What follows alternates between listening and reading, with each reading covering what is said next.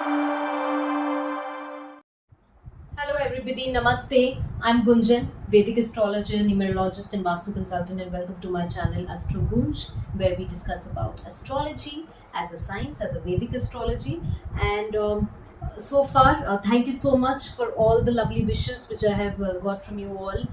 Please continue with your likes, comments, shares, and do subscribe more to my channel. It always gives immense pleasure to see the appreciation that comes forward. And do let us know which nakshatra you are born in, and also which nakshatra, which quality that I've spoken about actually resonates with your nakshatra. To know which nakshatra you're born in, all you have to do is take log on to a website which gives you like AstroSage, and you can chip in with your birth details, and you would find where in the chart which nakshatra your moon is positioned. Take that into account for beginning, and then as we go forward, we will talk about how every nakshatra not only impacts your moon but your other qualities as well. So far, we have covered the first nine nakshatras, so we are one third on our way, and so we have completed one cycle of all the planets which rule the nakshatra, right from Ketu to Mercury. So 1 to 9 is done. Now we come to the 10th nakshatra, where again the cycle repeats. The 10th nakshatra, the Lord would be Ketu. The name of this 10th nakshatra is Magha. Magha is represented by the royal throne, and it falls purely in the sign of Leo. So since we are one third, we are done. So we have covered the first four signs. As you know, there are 12 signs. So one third would means four signs are already covered. This is the fifth sign. So it starts from 0 degree of Leo to 13 degree 20 minutes of Leo. Entirely in Leo, this sign is Magha. Literally means the royal. It represents the royal throne. It is represented by anything which is magnanimous, magicians, anything which is magnificent. Royalty is also represented by this particular nakshatra. So you see these individuals who are very royal, very able, individuals who do very well with administration, taking charge, being responsible. These are the individuals with Magha. Although they struggle to lend money, that is one quality which I have seen Magha people are not very good at. That's where probably a business might become an issue there. Otherwise, they make very good administrators, and also they're very much interested in occult, because remember, this nakshatra is about magic, and Magha is a very bright star. It is one of the brightest stars. So the throne, the royalty really comes along over here. Magha natives tend to shape the present with the help of their learnings from the past. Now, where does this come from? This comes from the fact that this nakshatra is ruled by Ketu. The deity associated with this nakshatra is Lord Ganesha, and therefore worshipping Ganesha really benefits the natives of this particular nakshatra. Overall, a very magnificent royal nakshatra. This was about Magha. After Magha, the 11th nakshatra we have is Purva Falguni, again residing completely in the sign of Leo. This nakshatra extends from 13 degree 20 minutes of Leo to 26 degree 40 minutes of Leo. Here, this sign is represented by the hammock, the swinging hammock, which represents the worldly pleasures. So you see these natives, they are very joyful, and they enjoy their worldly pleasures, their material pursuits.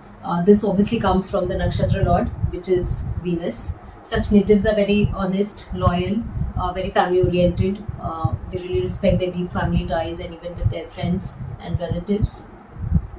Although they are very sociable, very hospitable, they have one problem: they cannot be really serving you as subordinates. That obviously comes from the fact that the leonine energy will be there. They cannot become slaves or subordinates to someone. So this nakshatra, the deity associated is Ariman and Lakshmi. So worshipping Lakshmi also enhances the prosperity of this nakshatra. Overall, this nakshatra has a beautiful blend of the leonine energy along with the Venusian energy, and it gives a very nice vibe and attraction to the personality of these individuals. Now we have reached to our 12th nakshatra. After Purva Falguni, it is Uttara Falguni. Now, both Purva Falguni and Uttara Falguni are the anterior and posterior parts of the same constellation. Purva Falguni, after that Uttara Falguni, resides in the first pada resides in Leo, whereas the other three padas are in Virgo. So it starts from 26 degree 40 minutes of uh, Leo and extends till 10 degrees of Virgo. Here, this nakshatra is ruled by Sun. So in the first pada, you see the energy of Leo as the Sun as the Lord of Leo sign as well as the nakshatra Lord. The energies coming into play, which leads to the dynamism of this particular nakshatra. Individuals of this particular nakshatra, they're very dynamic, very hardworking, reliable, very very charming, and they achieve a lot. And it is a very lucky nakshatra. It is represented by the cot or the bed, and these this represents the comfort and the luxury which such natives also enjoy. And no wonder this is one of the most sort of nakshatras for even getting married. There are very few nakshatras which are recommended for our as auspicious for our marriages as per the Vedic astrology, and Uttara Falguni is definitely one of them as one of the most auspicious nakshatras. These natives, they really enjoy, they like cleanliness and tidiness, and the nakshatra lord, the deity associated here is Lord Shiva.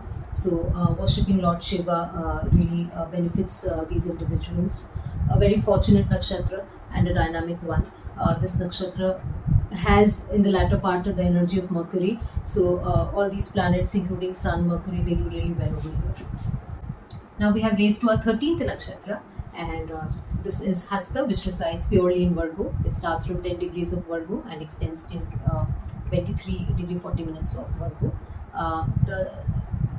The nakshatra lord here is Moon. Hasta literally means the hand, and it's represented. This is the symbol of your hands. And the natives of Hasta, they're very good with their hands. The dexterity is to another level. So they make exceedingly good cooks, healers, anything which involves the dexterity of hands, which could even imply card dealers in the casinos or even pickpocketers.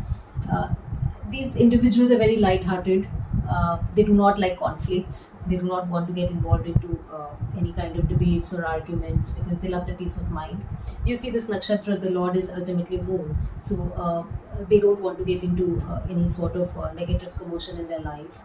And Hasta also means hus, so you will see such natives smiling away through even difficulties, and that's how they're able to overcome difficulties, and they live a very good life because of their dexterity. They can manifest anything and everything. In fact, they're the masters of manifestation.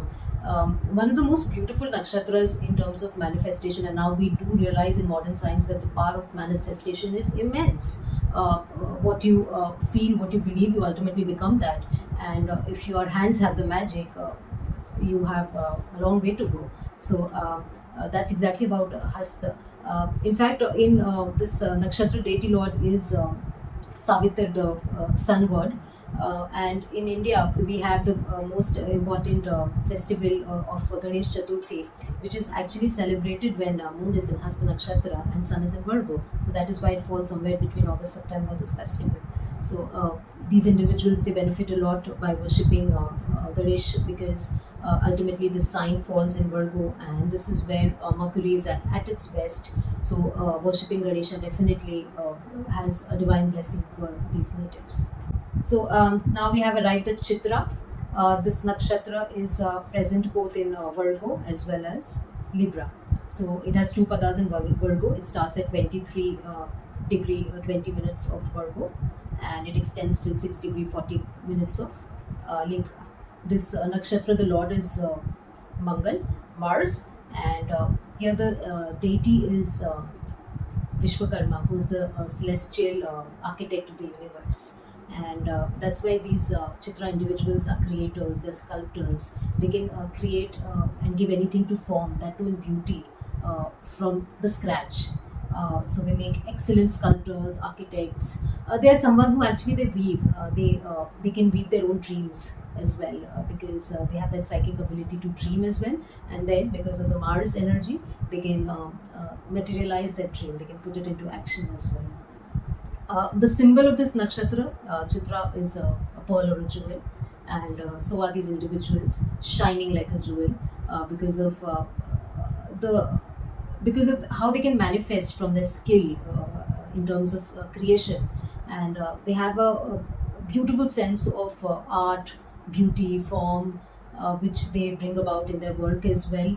And if you see the first part, the first two padas, here you have the Martian energy and also the Makurian energy. So the Mercury Mars combination enables them to achieve their goals in a most intelligent and skillful manner. Uh, the latter half, we see the Venusian energy coming into play, which gives them that sense of beauty, harmony, balance, and with that, they are able to actually create something which is just worth seeing. So the deity associated Vishwakarma, since he's the main is the architect of the universe. So worshipping Vishwakarma Lord actually helps the natives over here. Worshipping Ma Durga is very beneficial for these natives who are born in this beautiful Chitra Nakshatra.